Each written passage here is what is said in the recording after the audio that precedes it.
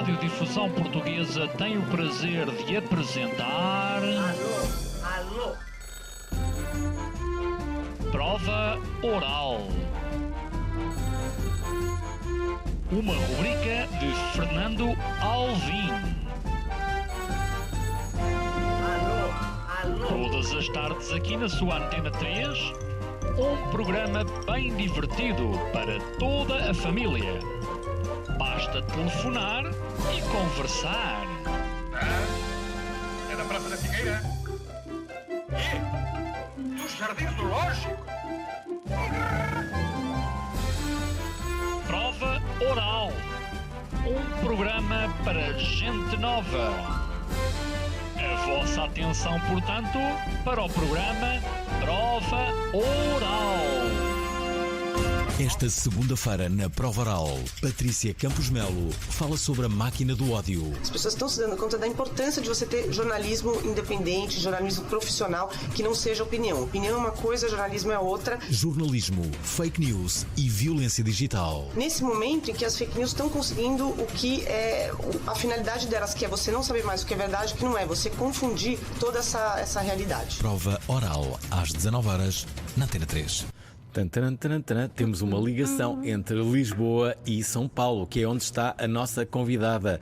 A nossa convidada é Joana Gama, que está em Benfica e não sai de lá. Buraca. Verdade, Joana? Espero que sim, um dia. Espero ganhar asas e ir para um sítio melhor. E ias para onde? Para São Paulo, Joana?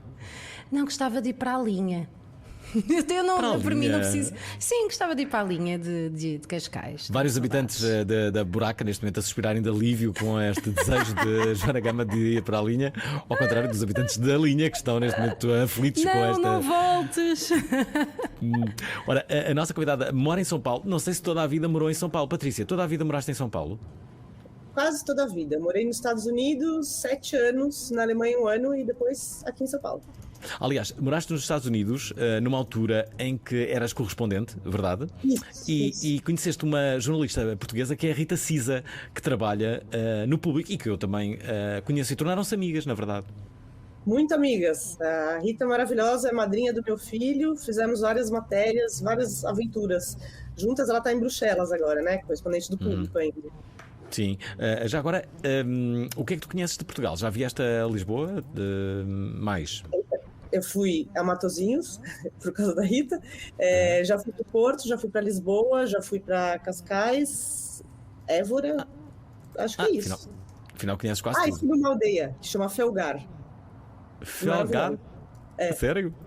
Olha, nós aqui colocámos a tua amiga Rita Cisa, estás a ver? Também. Bom, deixa-me só dizer que a Patrícia Campos Melo tem um livro que se chama A Máquina do Ódio, onde ela fala sobre as manipulações várias que aconteceram nas eleições brasileiras, em particular, mas noutras que ela acompanhou de perto, nomeadamente a dos Estados Unidos, também na Índia. E onde é que tu tiveste mais? Também foste repórter de guerra, em que cenários? Na Síria.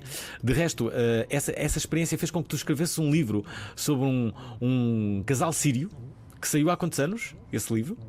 Saiu em 2017. Eu não sei porque anos Covid para mim são tipo 100 cada um, então eu já perdi a conta. Em que cenário de guerra pensaste que eventualmente seriam as tuas últimas horas e os teus últimos dias, Patrícia? Eu não penso muito. Quando eu estou fazendo essas coberturas mais complicadas, os lugares mais complicados, não penso por 2 motivos. Porque se eu pensar muito, eu não faço nada, né? Você não sai de casa. Não... E segundo, porque eu acho que quando você é um jornalista cobrindo conflito, você está numa situação muito privilegiada, né? Porque a gente está lá por opção. E a gente pode voltar para nossa cama quentinha, nosso teto. Então, eu não gosto muito dessa coisa de falar, ela é jornalista, e aí ela sobreviveu. A gente está lá por uma opção, né? Quem está lá que não tem essa opção, que está todo dia indo no mercado comprar o pão e pode pisar na bomba, essa pessoa, acho que... Então, a gente, assim, eu não penso nisso, porque se eu me propus aí, eu tô lá porque eu quero. O facto de seres mãe... Ia perguntar se ajudou-te também com a tua vida a relativizar os teus problemas, tudo, o facto de estares nesses cenários, de repente já nada é um problema quando estás em casa, não é? Completamente. Era como quando eu era adolescente, quando eu tinha crises de adolescência, minha mãe sempre falava: as pessoas estão morrendo de fome na África. E basicamente daí você descobre que elas estão morrendo de fome não só na África, mas em todos os lugares. Isso dá uma perspectiva muito saudável antes de você reclamar, né? Já agora, eu ia-te fazer uma outra pergunta, que é, o facto de teres sido mãe há 9 anos alterou a tua consciência e a tua relação com a tua vida? Eu não deixei de fazer as coisas, né? Continuo fazendo. Eu acho que eu costumo prestar mais atenção na vida da família das pessoas quando eu vou para esses lugares. Eu fico muito atenta a como é que as pessoas criam filho, eles conseguem ir na escola. Então, assim, eu fui cobrir o Ebola em Serra Leoa. Então, eu tinha uma preocupação assim de ver como as famílias. Acho que eu fiquei com um olhar mais sensível para esse tipo de problema familiar, mas eu não deixei de fazer nada, não. De novo, eu não penso. Se eu pensar muito, eu não faço nada. Bem, e a verdade é que necessariamente tens de ser alguém com bastante coragem, porque eventualmente tu ganhaste muitos haters a partir do momento em que começaste a desconstruir aquilo que terá acontecido nas eleições brasileiras, quando da vitória de Jair Bolsonaro. De resto, houve um processo que tu ganhaste numa primeira instância e que Bolsonaro perdeu neste caso, mas que recorreu, portanto não está ainda o processo concluído. Como é que tu lidas com o ódio? Como é que tu o entendes e como é que te defendes dele? Como é que não perdes coragem? Como é que ameaças à tua família, ao teu filho, aos teus amigos? Como é que eles não condicionam obrigatoriamente o exercício da tua liberdade? Excelente pergunta. Eu falo bastante disso com Eu só faço analista. excelentes perguntas, Patrícia. Sou conhecida por isso. Pergunta esta. Eu estou tentando responder essa pergunta faz uns 2 anos, desde que isso começou. Mas, não, eu acho a coisa do ódio, eu acho muito assustadora. Assim, às vezes eu vou ver quem é que está mandando as mensagens mais horrorosas, né? Por uma curiosidade mórbida. E muitas vezes você vê um cara que tem um perfil no Facebook, todo bonitinho, abraçado no filho, na mulher, falando que você deveria ser estuprada, daí para baixo. E eu sempre fico pensando, essa pessoa que tem essa foto com o filhinho é essa mesma pessoa que fala isso. Eu não sei se essa coisa do ódio, junto com redes sociais, meio que destampa a panela do inferno, né? As pessoas se acham absolutamente autorizadas a falar qualquer coisa. Eu lido de 2 maneiras. Eu não respondo nada, nunca. Eu acho que a gente tem uma expressão no Brasil que é bater palma para maluco dançar. Quanto mais você responde, mais isso continua, a pessoa fica mais, né? Então eu não respondo nunca, e quando eu estou no pico de algum desses ataques, quando você tem uma quantidade avassaladora de mensagens, eu paro de olhar, porque esse é um negócio que intoxica, sabe? Você fica lendo uma coisa atrás da outra, né? E aquilo vai te deixando mal. Então, assim, aí uma hora eu paro de ler, peço para um amigo ler, só para ver se não tem nada que eu tenho que caminhar para a polícia. Porque algumas vezes eu só fico assustada quando você tem uma coisa assim, quando ligavam no meu celular... Sei onde é que moras, qualquer coisa do gênero, não é? Exato. Coisas mais assim, que não é só um maluco de internet, é basicamente uma pessoa que tem informações sobre mim. Então, daí nessa época a gente encaminhou a polícia, tinha um guarda-costas, mas fora isso... Vida que segue, é né? que tu dizes neste teu livro que as ameaças tornaram-se piores nos últimos tempos, porque são ameaças mais concretas, em que se percebe que sabem a tua morada, ligam para o teu telemóvel, como vocês dizem, para o teu celular, não é? E sente-se que, por exemplo, no WhatsApp as regras mudaram justamente depois do que aconteceu com as eleições brasileiras. O que queres explicar a quem nos está a ouvir o que é que aconteceu basicamente com as eleições brasileiras? Aliás, eu lembro-me que nessa altura dizia-se que o Bolsonaro tinha sido eleito com uma fortíssima influência do WhatsApp, do mesmo modo que Donald Trump tinha sido eleito com uma fortíssima influência do Twitter. portanto, um presidente eleito pelo Twitter, outro presidente eleito pelo WhatsApp. Aliás, falava-se até na possibilidade do próximo ser eleito pelo Instagram, não é? Que é agora a rede social. Tinder, imagina. Sim, haverá um que vai ser eleito pelo Tinder. TikTok, fazendo dancinhas, né? Só dancinhas no TikTok. Então, ou no TikTok, sim, olha, imagina. Repara, tu agora disseste isso, só fazer dancinhas no TikTok e rimos. Eu não colocaria essa possibilidade de parte de alguém ser eleito através do TikTok, ser o rei o Capinha. Nós temos aqui uma pessoa que é o Capinha, que é assim uma espécie de rei do TikTok. Ele pode se candidatar, ele tem muitos seguidores e, se ele quiser, eventualmente pode ter um bom resultado político. Não creio que o Capinha se candidate, mas se ele quiser, eventualmente pode usar essa influência. Eu estava a ter uma ideia, Oh, meu Deus. uma ideia, como diria, má, uma ideia má. Uma ideia que não contribui para o bem do mundo, mas da mesma forma que tu dizes aqui que há uma espécie de trolls que se juntam, não é? E que fazem campanha, pessoas ligadas à extrema-direita, não só, a movimentos políticos grandes, e que, juntamente com os robôs que existem no Twitter, no Instagram, no Facebook, eles criam uma campanha a favor de determinada pessoa ou contra determinada pessoa. Eu estava a ter assim uma ideia malévola, que era esta. Imagina que há uma empresa que vende sabem aquelas empresas que funcionam em rede, tipo, tu compras os alimentos e depois tens de comprar o outro, é tipo um esquema de pirâmide. A pirâmide. Estás a ver um esquema de pirâmide? Imagina que há uma empresa que faz um esquema de pirâmide de comunicação, ok? Que se cria um grupo de várias pessoas, de vários domínios, em que imagina, eu digo assim, vou lançar um livro e esse grupo de pirâmide, toda a gente vai promover o meu livro, mas amanhã a outra pessoa diz, vou lançar uma geleia e eu também vou promover a geleia dessa pessoa. Entendes isso? Imagina que há um esquema de pirâmide destes. Isto vai acontecer de certeza absoluta. Vai. Não é uma Isto ideia não acontece assustadora? já com grupos de comunicação e não sei o quê. Acho Não que existe não. já essa permeabilidade às promoções? Comercial com editorial. Não sei. Se calhar estou aqui a dar uma ideia para muitas pessoas que estão a ouvir. Eu tenho a certeza absoluta que isto vai acontecer mais dia menos dia, não é? Crias aqui um esquema de pirâmide de comunicação e pronto, e é isto. Ok, as pessoas todas comunicam, pronto, pagas um X e tal, e pronto, tens ali as tuas cenas todas a comunicar. Pronto, e assim se dá uma ideia para estragar o mundo. Essas pessoas que a gente achava que nunca, você acabou de falar, eu não sei quem é o Capinha, mas imagina, ele vai se candidatar, ele não vai Peraí.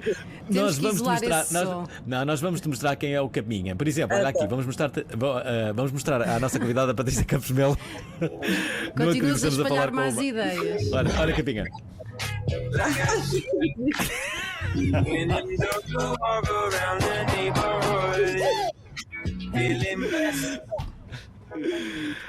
Não acredito que estamos a mostrar a uma jornalista muito premiada do Brasil quem é o Capinha. Neste momento estás a aprender quem é o Capinha. Quem é?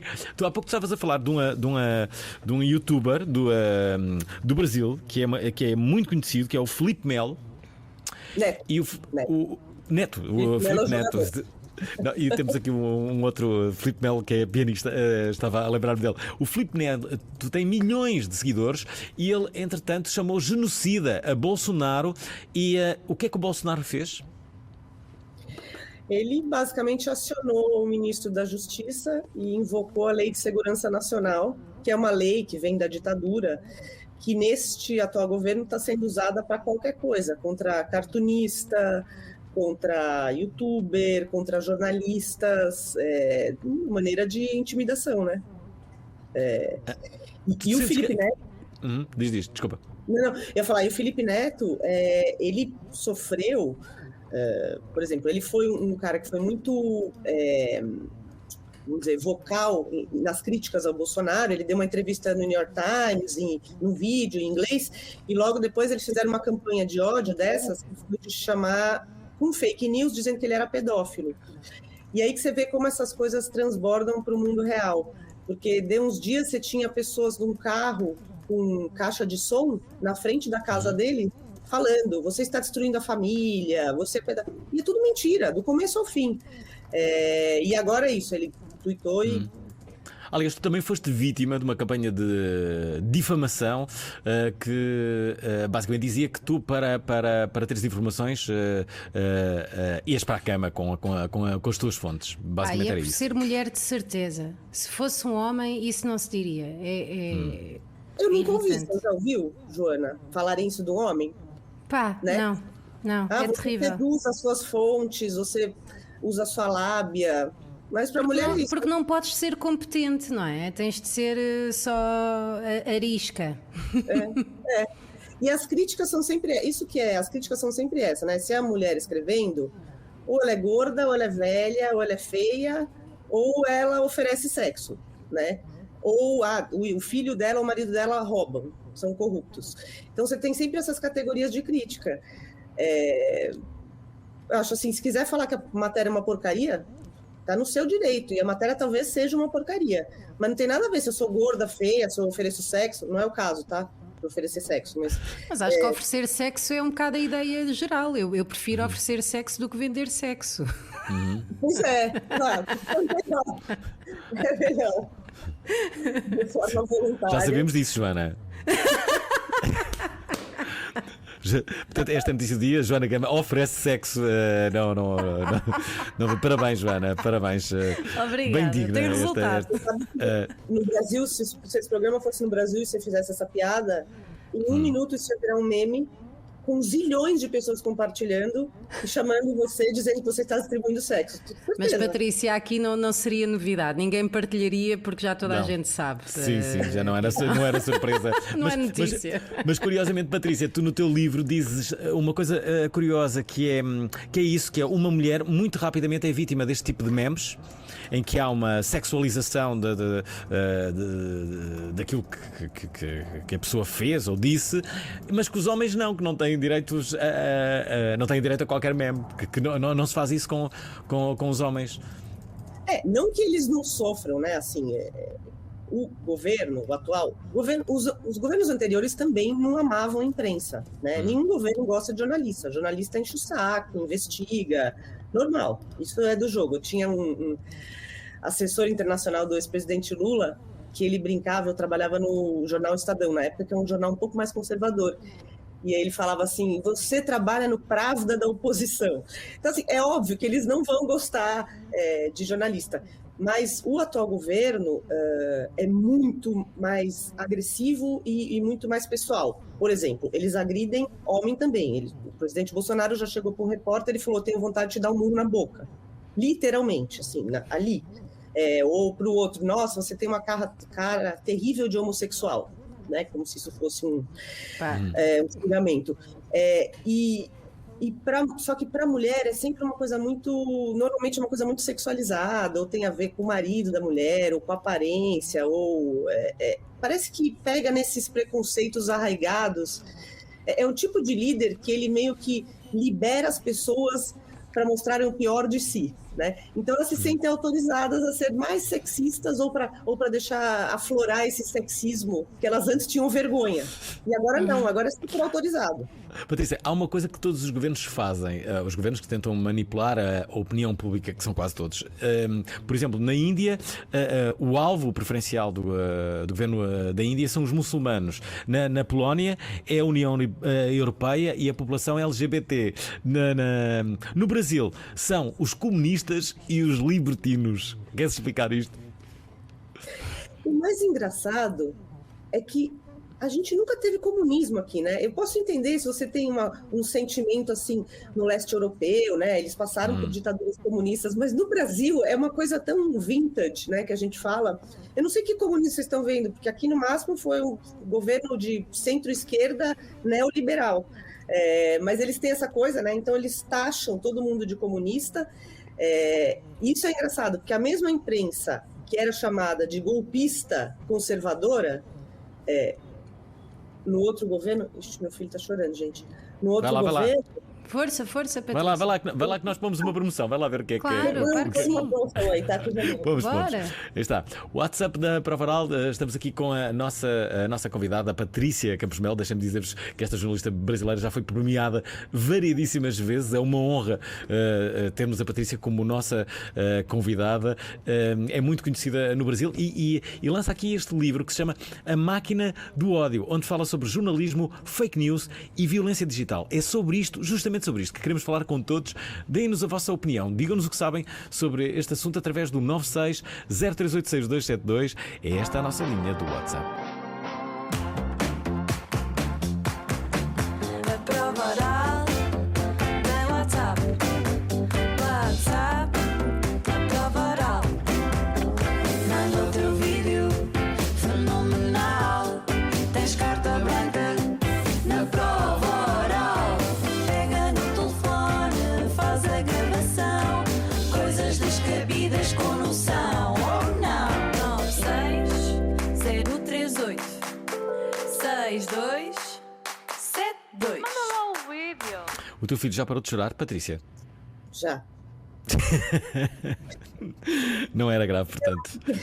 São as agruras do room office, né? Não é nem um home office.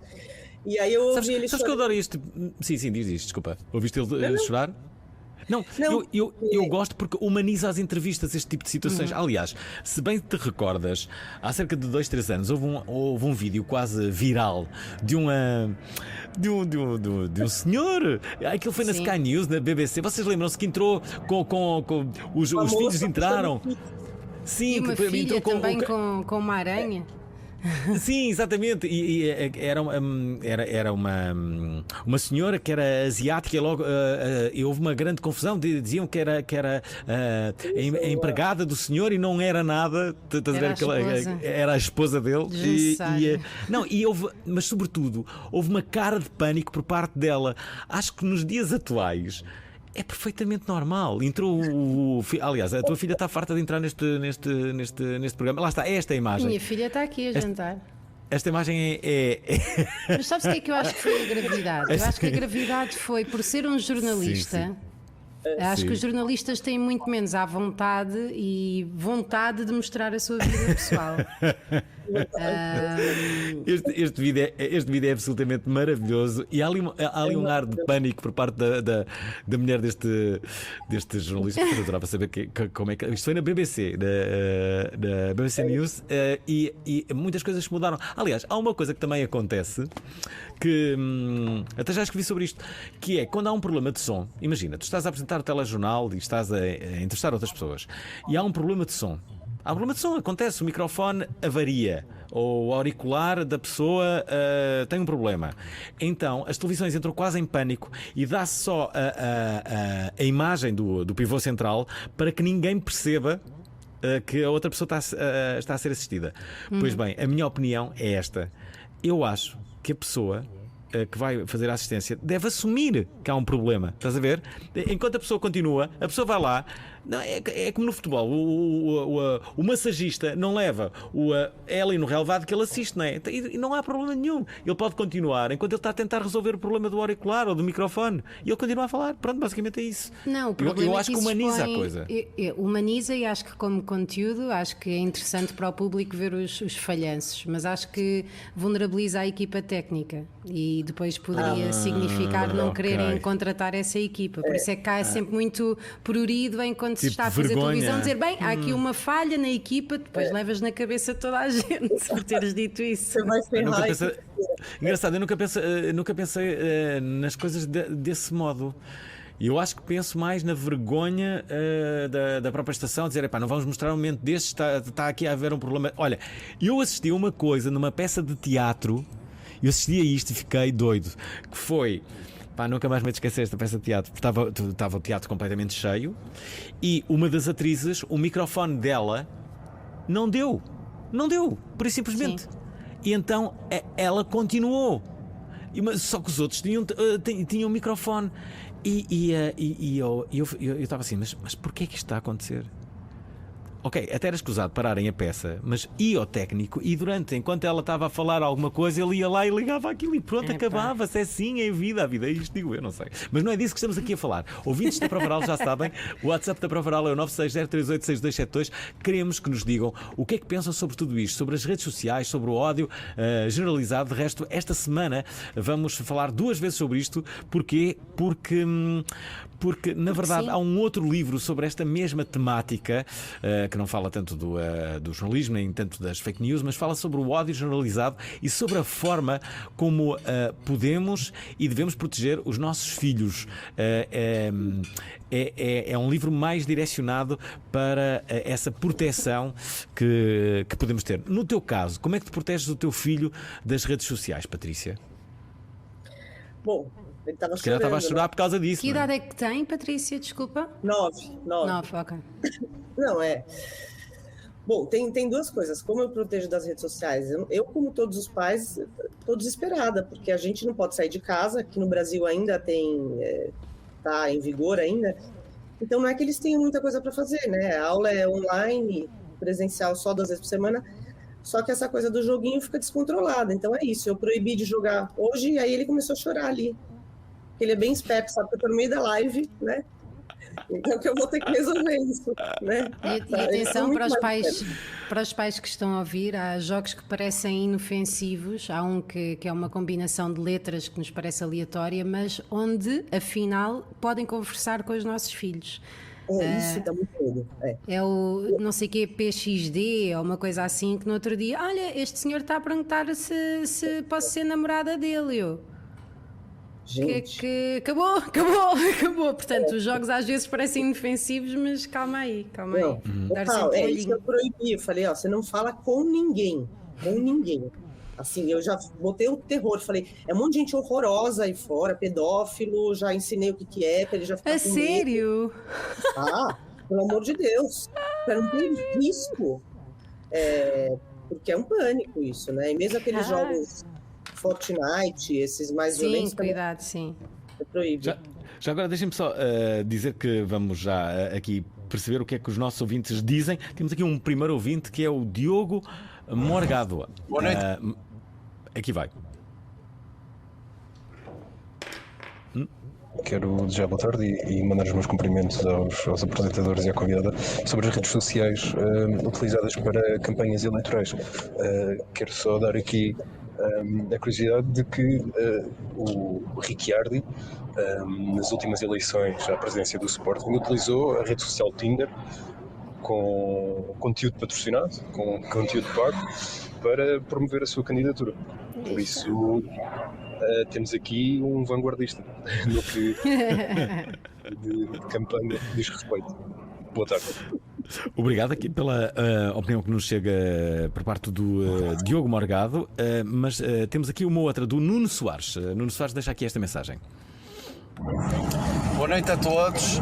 Alvin, só para dizer que essa tua ideia é muito boa, mas já existe há muitos anos, ok?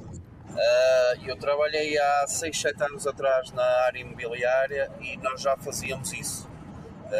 Uma espécie de partilha. Tínhamos um grupo, cada pessoa que entrasse nesse grupo ficava com exclusividade da sua área, pagavam um valor anual para fazer parte do grupo e com o compromisso de todas as outras pessoas publicitarem e arranjarem negócio em troca.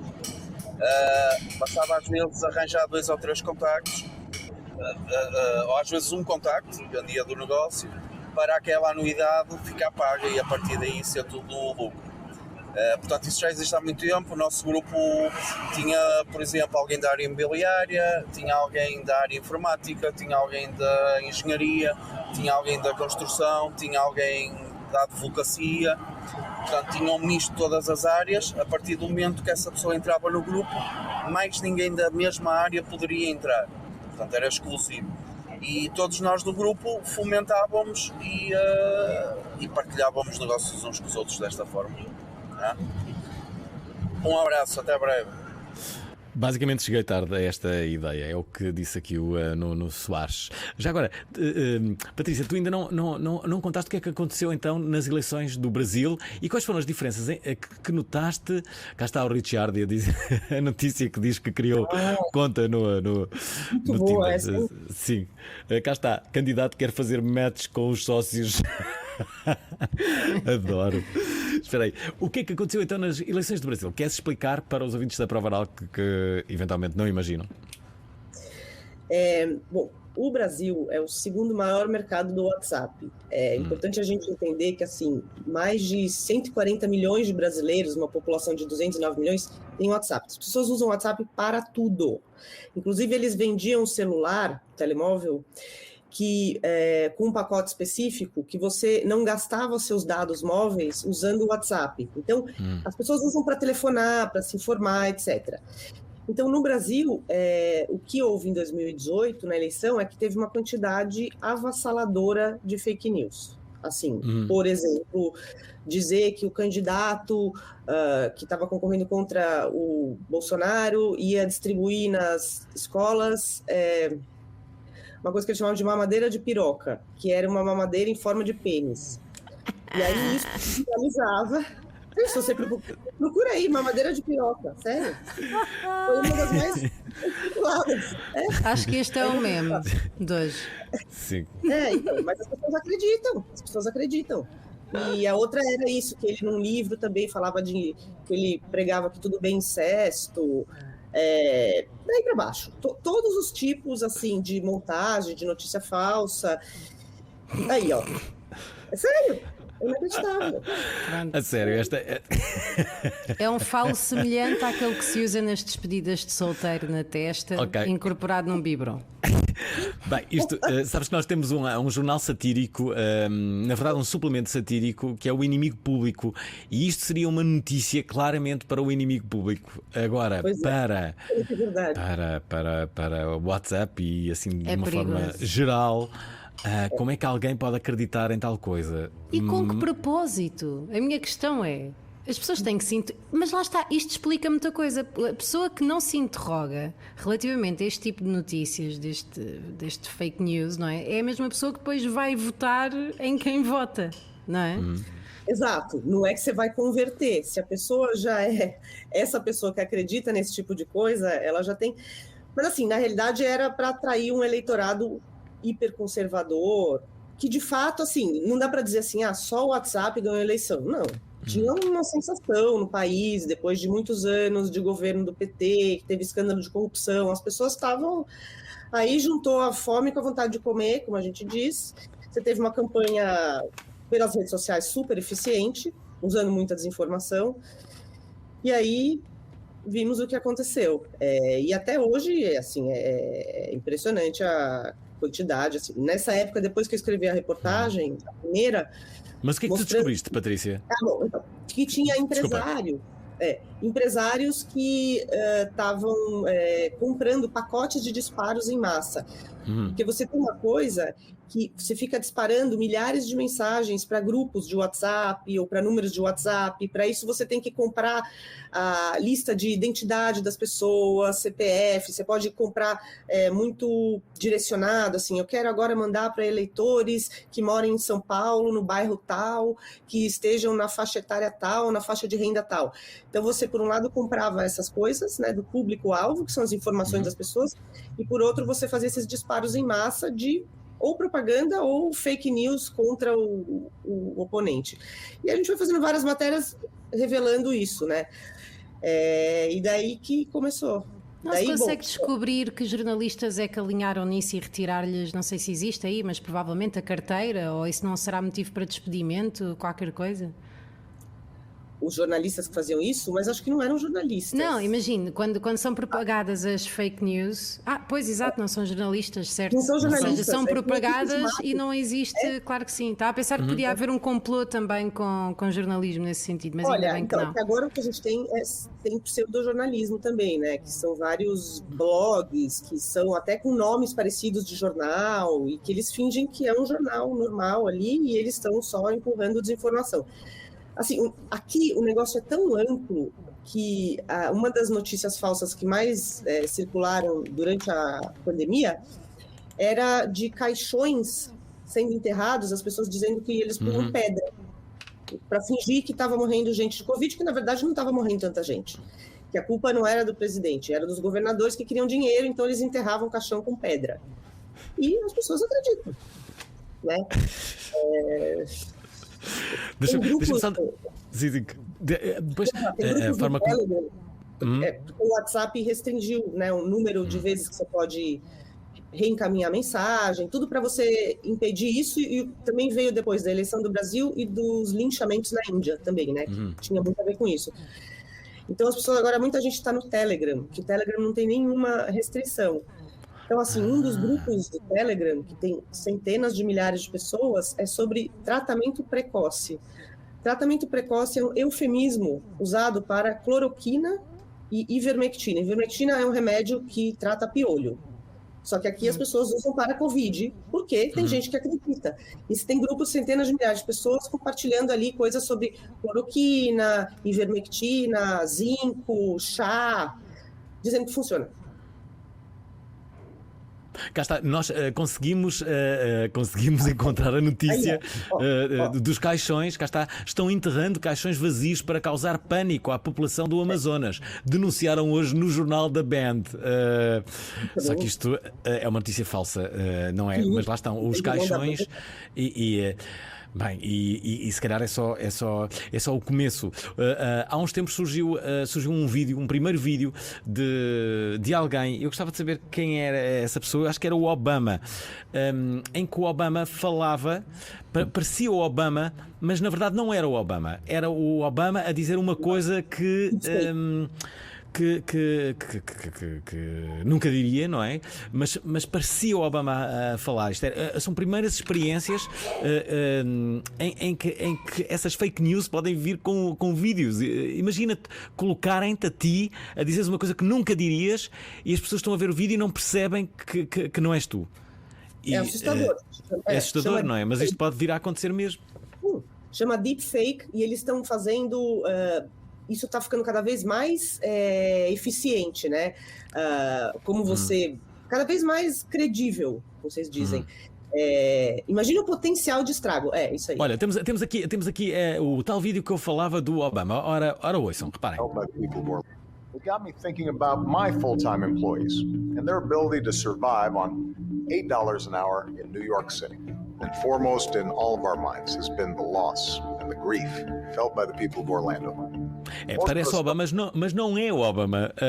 E é absolutamente assustador porque à primeira vista tu dirias que sim, que eles estão aqui, estão a explicar como é que tudo isto se processa, mas dá-me a impressão que eventualmente poderá haver um vídeo destes que pode provocar uma guerra civil ou uma guerra mundial, não é? Colocarmos na boca de alguém algo que ele não disse. Não sei, mas que isto é muito perigoso, é? Muito, com certeza. Acho que vai ficar cada vez mais bem feito isso. Chega no momento que vai ser muito difícil você saber se é real ou se não é, né? É muito... Uma jornalista indiana que também fez um livro, umas coisas que teve uma oposição muito grande, eles fizeram um deepfake, tipo isso, de filme pornográfico com a cara dela. Uau. E ela recebeu e circulou pelo país. Isso por um lado é bom, Patrícia, porque se realmente sair um vídeo de alguém e que seja verdadeiro, pode sempre alegar que não é? Sim. É verdade. Se sair, malta que está a ouvir o Varal, um vídeo de alguém deste programa, fiquem já a saber que foi um deepfake. Isso. É verdade. Qualquer coisa, aliás, isso é deepfake. Não fui eu que dei essa gafe. Não sou eu. Deixa-me Deixa-me só dizer que estamos a 15 minutos do final deste programa. A nossa convidada é a Patrícia Campos Melo. Ela tem um livro maravilhoso que se chama A Máquina do Ódio. Jornalismo, fake news, violência digital. É sobre tudo isso que nós estamos a falar neste programa. Contamos com as vossas opiniões e as vossas mensagens através do nosso WhatsApp 960386272. Queremos também opiniões femininas, obviamente. Ainda só ouvimos aqui a parte masculina. Queremos saber o que é que as mulheres deste programa pensam também sobre isto, mas para já, dizer-vos que amanhã o convidado é Luís Osório. Esta terça-feira, na Prova Oral, o jornalista Luís Osório. Como sempre, a vida é muito mais imaginosa do que qualquer ficção. Fala sobre fecheiros secretos, histórias nunca contadas da política e da sociedade portuguesa. Os políticos correm muito risco de se transformarem na própria máscara. Depois às tantas esquecem-se da sua cara original. Acontece muito. Prova Oral, às 19h, na Antena 3. É verdade, amanhã é o Luís Osório que vem aqui contar histórias nunca contadas da sociedade portuguesa. A Ana Catarina ouviu-nos e bem e mandou uma mensagem, fez ela muito bem. E vamos aqui colocar, saber o que é que diz a Ana Catarina. Olá, Prova Oral. Em relação à eleição do Brasil, vejam o documentário da Netflix, The Great Hack, que fala sobre o esquema da Cambridge Analytica e explica qual é o objetivo desta influência e o porquê das fake news. Beijinho. Já viste este documentário, Patrícia? Já, é excelente. É muito baseado nisso, né? Na Cambridge Analytica tem uma repórter inglesa que chama Carol Cadwallader. Ela tem um TED super legal, que foi a pessoa que foi puxando esse fio, né? De como usaram a Cambridge Analytica para sugar os dados das pessoas e fazer essas mensagens direcionadas. E esse documentário é muito legal, ele explica de uma maneira muito como isso foi usado em diversos países, né? Mas assim, as pessoas acham que tudo é Cambridge Analytica, né? Hoje em dia, assim, você tem várias outras maneiras de manipular, né? Você tem, assim, uma das coisas que eu acho muito impressionante é o aplicativo do candidato, né? Por exemplo, na Índia tem, nos Estados Unidos eles tentaram lançar, não pegou muito, que você ganha um celular com o aplicativo do fulano ali pré-instalado. E esse aplicativo vai sugar os seus dados para te mandar mensagens muito específicas, né? Por exemplo, na Índia, o fulano, que deve ser o candidato da oposição, ele vai fazer uma coisa que vai eliminar as reservas para as cotas para a casta tal. Então você pega e você consegue gerar uma reação negativa em determinada casta contra um candidato. Você tem essas informações das pessoas, né? Isso tudo é bem assustador. Achas que a liberdade da imprensa está em causa? A liberdade do jornalismo em si? No Brasil? No mundo? Onde? Bem, podemos começar pelo Brasil, depois vamos para o mundo. O que é que tu achas? Não, Mas pelo Brasil, sim. Eu assisti um documentário outro dia sobre a Maria Ressa, que é uma jornalista filipina sensacional, que também descobriu várias coisas sobre o Duterte. E até então eu achei que o Brasil estava muito mal, mas depois de ver esse documentário, eu falei duas coisas. Espero que a gente não chegue nisso e não estamos tão mal. No Brasil está difícil, assim, nunca teve tão ruim desde o fim da ditadura militar, porque é isso, você tem desde assédio judicial, que são processos em série contra jornalistas, né, processos muitas vezes sem menor motivação, você tem o uso da Lei de Segurança Nacional, você tem os próprios governantes literalmente xingando os jornalistas ou ameaçando os jornalistas e incitando os apoiadores a fazerem isso, né? Eu sempre falo uma coisa, as pessoas assim, quem acredita nisso, né? Nessas coisas que o Bolsonaro fala, de jornalista. Tem uma vizinha aqui que mora no prédio do lado, no segundo ou no terceiro andar, que toda vez que eu estava ali na frente, na portaria, ela abria a janela e gritava. Falava assim, chupa comunista! Uma vizinha, né, que mora aqui, que deve ter recebido um meme, ou deve ter visto o presidente falar. Então, assim, isso também funciona muito, né, como intimidação, porque, claro, a gente vai escrever uma coisa e a gente fica com medo. O que vai acontecer? Eles vão botar uma foto do meu filho, eles vão me botar uma foto fingindo que eu... Não des ideias. Não, não vou dar nenhuma ideia mais. Ou ainda também tem um daqueles filmes alternativos, não é, Patrícia? Que há pouco falávamos. Já agora, deixem-me só dizer que chegou-nos aqui uma outra mensagem da Ana Alves, que quer também intervir neste programa. Boa noite. Este tema é muito interessante. Estou a gostar muito de ouvir falar a convidada. Vi 2 documentários de que gostei muito na Netflix, mas só me recordo do título de um, que é sobre a Cambridge Analytica, e não me estou mesmo a recordar do outro. Ainda sobre o mesmo tema,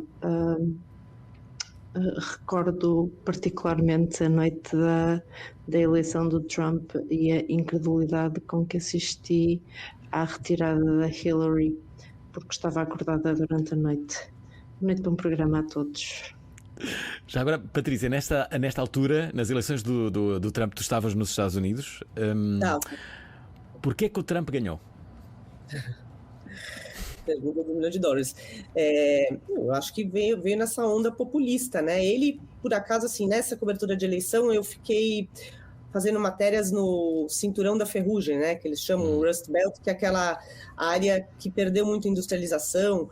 Eu falava com as pessoas têm uma coisa muito... elas têm uma certeza de que as minorias, os hispânicos, os negros, estão roubando o emprego delas, né? Então você tinha um núcleo de eleitor, que é um eleitor branco, empobrecido, que trabalhava na indústria, que tem uma revolta muito grande. E o Trump, como o Bolsonaro, pegou muito bem essa insatisfação, né? Ele consegue instrumentalizar esse ódio. O cenário está a parecer-me familiar, a você e a ti, Alvin. De um certo modo. Já agora, deixem-me só ler aqui algumas mensagens que não nos chegaram nem por áudio nem por vídeo, mas sim justamente escritas no Facebook. O Jorge Picanço diz, por exemplo, na SIC, ele tem uma rubrica, creio que semanal, chamada a SIC tem, não é ele, tem uma rubrica chamada Polígrafo, onde é suposto eles desvendarem o que é fake e o que não é. E agora, quem é que nos prova a nós que o polígrafo está realmente a dizer a verdade?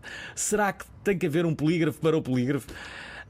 Sim, mas então vamos ter que ter contraditório para tudo, não é? Quem é o juiz dos juízes? Também isto é uma pergunta que se faz. Existe uma espécie de polígrafo também no Brasil, ou não? Então, eu acho que tem duas coisas, né? Tem algumas coisas que não deveriam ser controversas, né? Assim, tem gente que fala que a Terra é plana, tem gente que fala que a Terra é redonda. Não tem gente, um tá certo ou tá errado. Né? Então, assim, tem coisa assim, o polígrafo do polígrafo. Em tese, as agências de checagem de fatos estão dentro de uma aliança de agências de checagem de fatos, que é meio que um selo de qualidade. Agora, se você está a fim de rediscutir as coisas básicas da realidade, tipo a Terra é plana, esse tipo de coisa, nos Estados Unidos tinha muito assim, tem gente que diz que o Obama nasceu no Quênia, tem gente que diz que ele nasceu no Havaí. Não, tem uma gente que está mentindo e a outra pessoa está dizendo a verdade, né? Começa a relativizar tudo, fica uma coisa bizarra.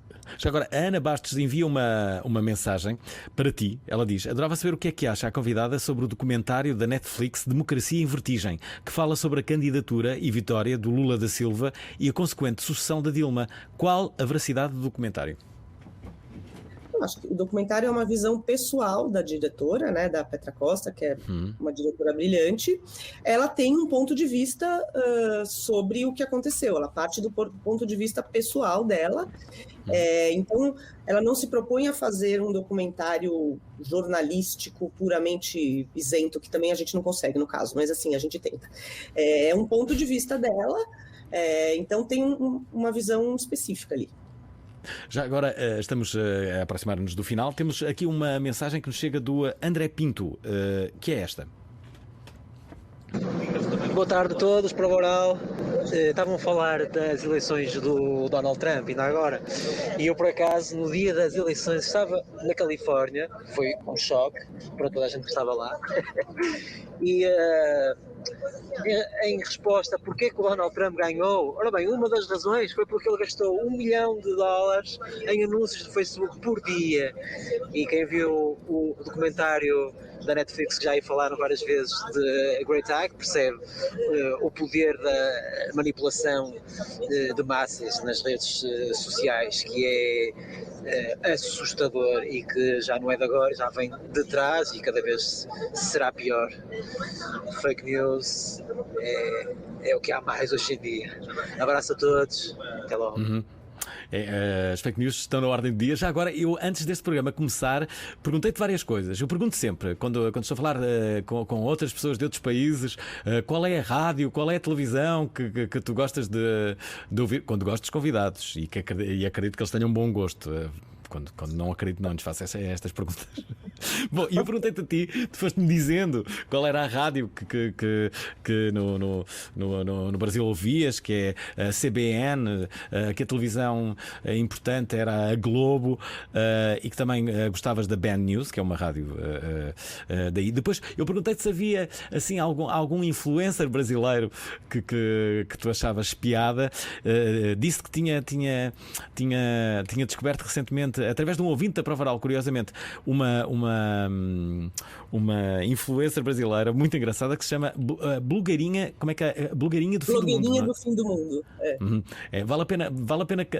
Eu estou a tentar que a blogueirinha do Fim do Mundo seja a nossa convidada da Prova Oral muito em breve. Vamos ver se ela aceita o nosso convite. Mas tu, entretanto, tu falaste de um outro que é um youtuber que se chama Embrulha para a Viagem. Queres explicar quem é este, o Embrulha para a Viagem? É muito gênio. Também não conheço eles, mas assim, a gente assiste muito. Ele, que é o ator, ele faz o papel de um cara que ele tá muito deprimido com a Covid. Então ele vai contando, assim, ele falava assim, no começo da pandemia a gente não deixava as crianças jogarem muito videogame, era só de manhã. Agora o tempo foi passando, eles só param para comer, senão eles estão no videogame. Não, e ele vai contando tudo, fala assim, aí outro dia eu fiquei com suspeita de Covid, a Eleonora, minha mulher, falou, não, tudo bem, você fica na área de serviço. Eu fiquei 10 dias na área de serviço, recebendo o prato debaixo da porta. Então, é muito engraçado, ele vai contando tudo. E aí tem esse episódio que é do Rodrigo Hilbert. Rodrigo Hilbert é um ator brasileiro super bonito, casado com uma atriz linda, e ele é perfeito, assim, ele vai e faz com as mãos dele a casinha de boneca dos filhos, ele vai fazer a igreja onde ele vai casar, né? O cara é insuportavelmente perfeito. E aí ele fez um sobre o Rodrigo Hilbert, que é uma ameaça a todos os homens, o Rodrigo Hilbert existir no mundo. Que também é muito divertido. Aliás, vamos ouvir aqui só um pouco, só 30 segundos do Embrulha para a Viagem. De altura, ele sobe só de sunga nesta árvore, sem equipamentos de segurança, para pegar os frutos e dali fazer um almoço delicioso para sua família. Isso tudo a gente já sabe, não é novidade para ninguém. O que eu acho que ele não sabe é o quanto tudo isso está prejudicando demais a vida nos outros casamentos. Porque você, Rodrigo, traz uma comparação completamente desnecessária na vida dos outros. Por isso fica aqui o meu apelo público. Rodrigo, para. Está.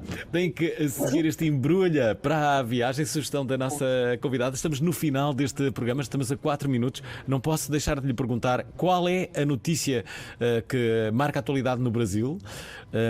O que é que se está a falar no Brasil hoje? Bom, infelizmente a gente continua a falar da Covid, porque infelizmente o Brasil ainda tem o segundo maior número de mortes no mundo, ainda à frente da Índia, que também está uma tragédia. Então eu acho que o principal assunto você tem... acabou o Big Brother, né? Então assim, acabou... Aí mudou o foco do Brasil. Espera aí, quantos Big Brothers é que o Brasil já teve? Mais de 20, demasiados. Não é? É uma loucura, deve ser o país no mundo que mais Big Brothers teve. Pois é. Então, aqui em Portugal, a grande maioria das pessoas só viu o primeiro, não é? Sim. Continua a haver, é porque há gente a ver ainda. A ver, não é? Claro, sim, mas a grande maioria das pessoas. Familiares. Aqui tem uma. Então, assim, acabou o Big Brother, então agora voltamos a falar da Covid e da Comissão Parlamentar de Inquérito, que é uma investigação no Congresso, para determinar se o governo Bolsonaro teve ou não culpa sobre... isso aí é a matéria que eu fiz hoje. Pois tu que fizeste esta matéria. Deixa-me só dizer que a nossa convidada trabalha para a Folha de São Paulo. Não só tem este livro, é certo, também é comentadora de tudo na TV Cultura, basicamente é isso, não é? No Brasil. Coitado do ouvinte de mim, né? Foste repórter de guerra, ganhaste vários prémios, muitos deles bastante importantes. Qual foi o prémio mais importante que ganhaste, Patrícia? Ou aquele que tu sentes que foi mais relevante? Todos são bons, né? Sei lá, qualquer prêmio tá bom, né? Aqui o Rui Macedo diz: o Bolsonaro ganhou porque após o caso Lava Jato ninguém queria o PT. Sinceramente devíamos deixar de falar de Bolsonaro, porque um hipócrita que passa a vida a falar mal dos homossexuais, dos artistas, que disse que o Covid era uma gripezinha, que o brasileiro nada no esgoto não pega nada, agora com a morte de Paulo Gustavo, que era artista e homossexual, vem para as redes sociais dar condolência para parecer bem. Que hipocrisia, para não dizer pior, é o que diz o Rui Macedo. Ramírez diz: Trump ganhou pelas fake news e pela revolta do povo, pelo facto do seu nível de vida ter piorado, mas a culpa não é dos imigrantes, mas das multinacionais que não pagam imposto ou vão pagar uma taxa insignificante na Holanda. O Alexandre Santos diz: boa tarde, quer dizer então que o Bolsonaro ganhou as eleições de 2018 por alguém ter lançado umas fake news a dizer que o oponente ia lançar uma mamadeira em forma de piroca? Perguntem a essa senhora se o kit gay que ia ser lançado nas escolas, caso o candidato dela ganhasse as eleições em 2018, se também é fake news. O candidato dela? Eu não sei qual é o teu candidato. Não sei qual é o meu candidato, mas não sei também. O kit gay é... Ah, já entendi. Kit gay é como os bolsonaristas chamavam tipo apostilas de educação sexual para as escolas. Eles achavam que era uma doutrinação na TV. Então virou o kit gay. Kit gay, nunca tinha ouvido. Já agora o José Júlio Abreu diz: com um número de jornalistas estagiários a trabalhar como se tivessem contrato, a liberdade de imprensa está limitada. Já agora... O Isaac Carregosa diz: boas Alvin, Joana e Patrícia, acerca das fake news tenho a dizer que é o reflexo da desinformação da maioria do público, mostra que em grande parte ou todos os países a educação chega apenas a quem a procura, talvez uma deficiência propositada do sistema para muitos. Na minha opinião, digo que as pessoas na sua maioria não têm sequer acesso a saber sobre temas complexos, educação, não acesso a tecnologias de informação, e alguns que sobram são os próprios precursores e autores. Estamos a fechar este programa. Patrícia, quero agradecer-te o facto de teres vindo ao programa, de teres esclarecido de certa forma o que é que traz o teu livro. Tens alguma ideia para o teu próximo? Já sabes o que é que vais escrever? Não tenho. Eu esgotei o conteúdo, eu não tenho mais nada para falar, eu acho. Acabou aí o assunto. Adorei. Vocês neste momento estão em lockdown no Brasil? Lockdown Tabajara, né? Que nem a gente chama, porque aqui no Brasil só teve lockdown meia boca, mais ou menos, né? As pessoas não respeitam muito. Não respeitam muito. Olha, boa sorte, Patrícia, e obrigado obrigada por este programa. Adorei o programa. Vou assistir aqui do Brasil, achei muito engraçado. Muito divertido. Obrigado, Patrícia. Obrigada. Obrigado. Beijinhos para o Brasil, para São Paulo em particular e para a Patrícia, a nossa convidada de hoje. Amanhã estamos de volta com o Luís Osário. Gostaram da emissão? Querem ouvir outra vez? Ouçam, partilhem, comentem. rtp.pt/play, o podcast da Prova Oral.